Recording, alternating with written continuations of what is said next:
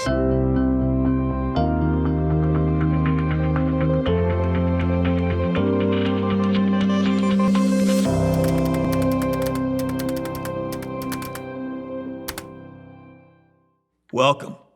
to this third installment in our discussion of the crucial mental health issue of loneliness.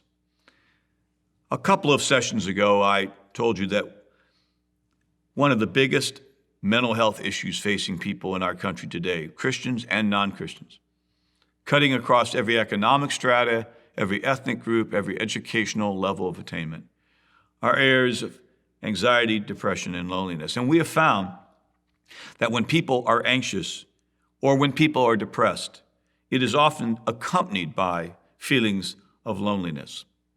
For this time together, I'd like to list several reasons why people experience loneliness.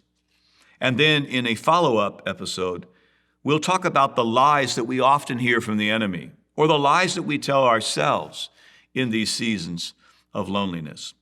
And then finally, we'll talk about how it is that we find help in these seasons and brought back into deep and intimate connection with people. I'm not going to be able to give you all of the reasons people feel lonely, but many of them will be in this list that I'll begin with right now. Sometimes people are lonely because there is the lack of availability for conversation and fellowship. I'm thinking about a friend of mine who moved into a retirement home.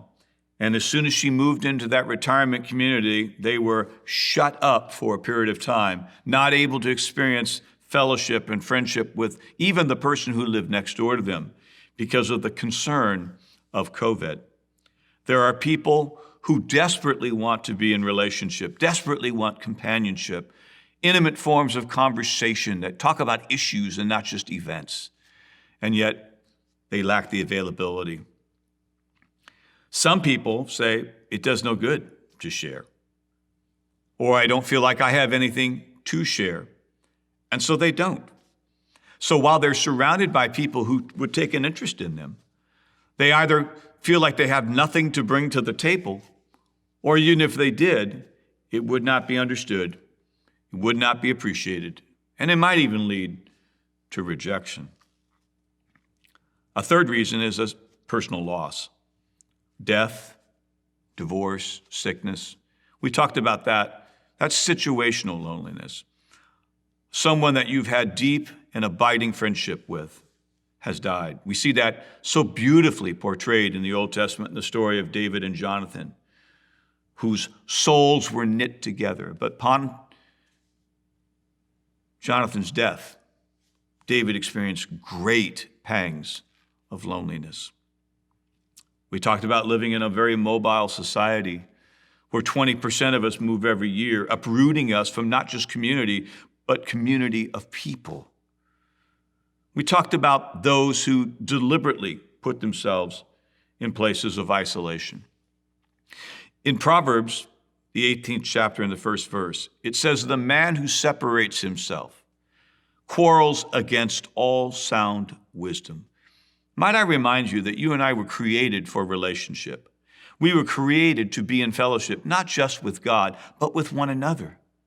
You recall that Adam heard these words from God, "It is not good that man should be alone. I will make a helper, a companion, suitable for him." Sometimes some of us are unable to accept overtures of friendships. People extend themselves to us, but because of feelings of inferiority or feelings of shyness, or quite frankly, feelings of arrogance that we don't need them, we don't avail ourselves of the offer, the overture someone makes to us of friendship. We live in an increasingly technologically driven world, and some of us think that we really don't need a newspaper anymore because we can just turn on the cable news. Or we really don't need to reach out to our neighbor next door because if we really want to have communion with someone, we just go online. And those things are valuable and viable. But I'm not sure that any technological device will ever take the place of sitting across the table of looking into my wife's eyes, or bouncing a grandchild on my knee, or having friendship with someone and deep and abiding conversation.